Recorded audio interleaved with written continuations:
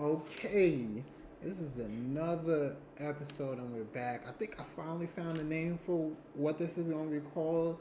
I'm kind of, I think I'm decided I'm going to call it the owner suite. Right now, it ain't as sweet as I want it to be, but we're going to work on getting there. But what the real purpose behind it is, I'm starting a brand in the company. And the thing about it, I don't want it just to be just a brand. I want you in a company. I want there to be a spot on the page where I sit here and I talk to you guys each week and I let y'all understand what I'm about and what I'm going through because we're all going through something. And I just want you to be able to understand that other people are going through things too, and we're all in this together. We can make it through anything as long as we do it together. All right. So y'all already know it's me, Xavier Daniel. You tune into the owner suite, and let's get it.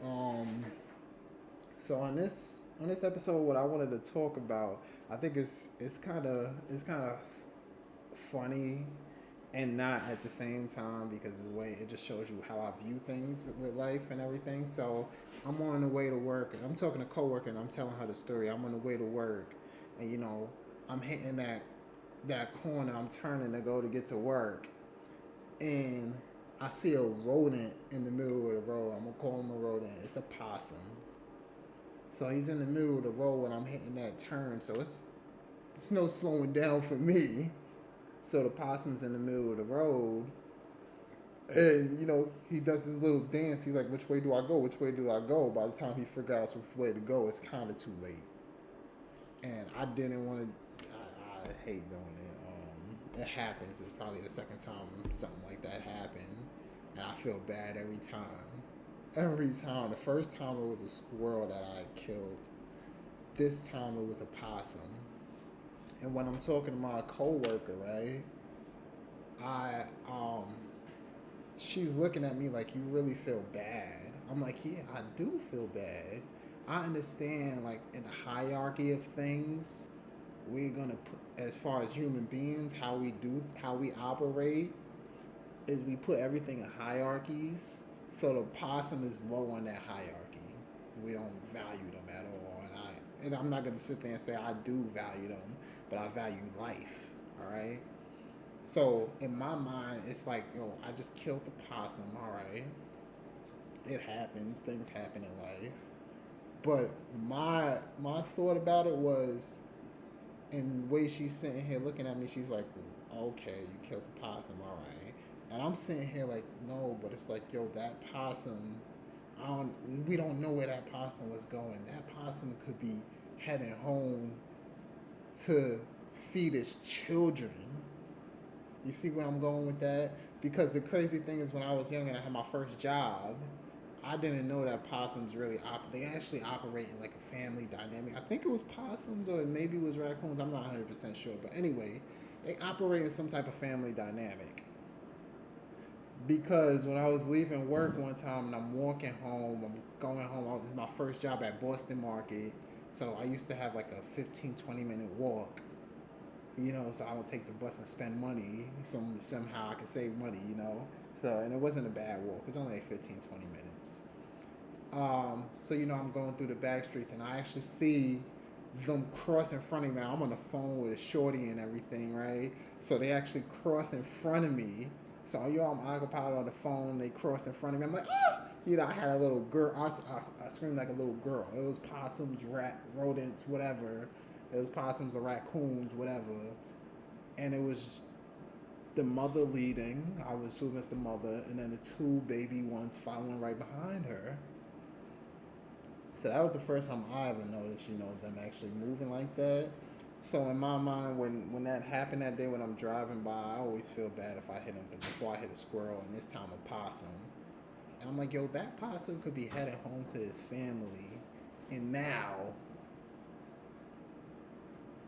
the family don't even know. And I translate it. I'm sitting here like, yo, I drive an ambulance every day, and the way car accidents and things happen, I'm sitting here thinking about it right now. My kids are out here, and I'm like, yo, if that would happen to me, like if I'm driving an ambulance and something out of my total control go ahead and kill me, I'm saying here like, yo, how would my kids know? You know, like my job know my kids are out here, but honestly, I don't think. I think it's a few people who know where I live, but it's just like, yo, are they really gonna say? You know what I mean? Who's gonna contact who?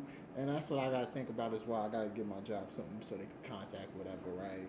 But that's one thing you gotta think about. It's like, yo, what is your family gonna do if anything happens to you, right? So this one right here is more so. I'm gonna tell y'all, I probably would have been a phenomenal life insurance salesman because we have to think about it like this, right? And this is where I was in the fire department, so they had a life insurance policy on you where you could sign up for. It was only like 50,000.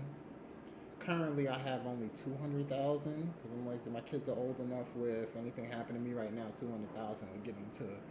They get to an age when they're possibly able to fend for themselves, and they'll have something. They should have something saved for from that, and just from living their life, they should be good.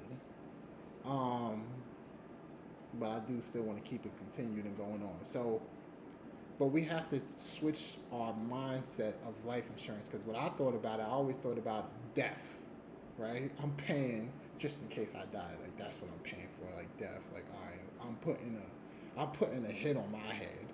Like yo, if I die, at least I know I get it's a hit on my head.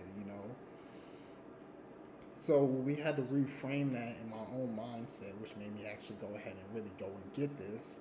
Is I reframed life insurance into love insurance. So it really is like, yo, how much, not about how much do you value your life and what do you think your life's worth, but how much do you value your loved ones and how do you want your loved ones to live after you're gone? You don't want your loved ones to have to pay for your funeral, pay for this, that, and the third, because anything can happen to you at any time, and you don't want to become after death become a burden on your family. So that's one of the things I always think about it. Like we have to reframe it from life insurance and thinking about death into love insurance and thinking about taking care of your loved ones while you are gone. So and right now it's cheap. Right now I'm 32 years old and I got a 20-year plan, 200,000, and it's only $25 a month. And when we think about it, $25, we have spent so much bad things. $25. We gotta reframe it. Everything we gotta reframe because it's $25 and we're like, damn, $25 just for that. Like what? But we gotta reframe it because everybody here we're walking around with $1,000 phones, smart watches and things like that. That we pay probably an extra $25 a month, as installment plans for these things to enjoy this, to enjoy this stuff while we're here. But we got to think about putting that $25 into being able to give your kids and your family something to enjoy while you're gone. So that's one of the things, like life is short.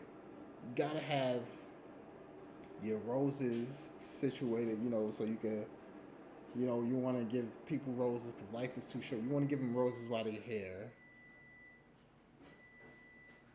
And I just really don't know what to say other than that. But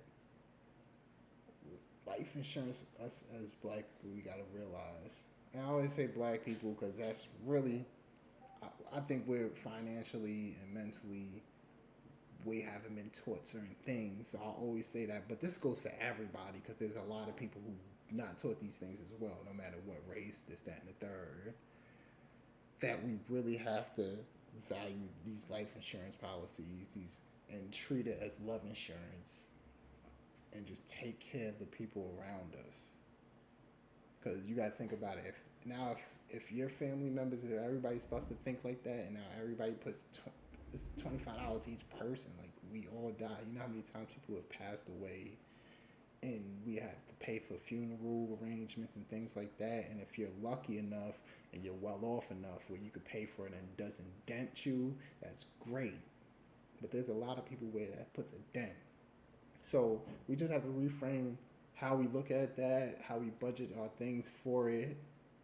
And we're gonna get into a whole nother video about budgeting, but I just wanted to tell y'all about that. Love people while they're here, and just know that anything can happen. So be ready for it. So you might not be ready to get that, get that insurance going right now, but I'm telling you to think about it and really understand that there's people out here who can't survive without you. So if you're gone, you can't provide for them. So just get something situated so you can while you're gone. All right. So thank you for tuning in.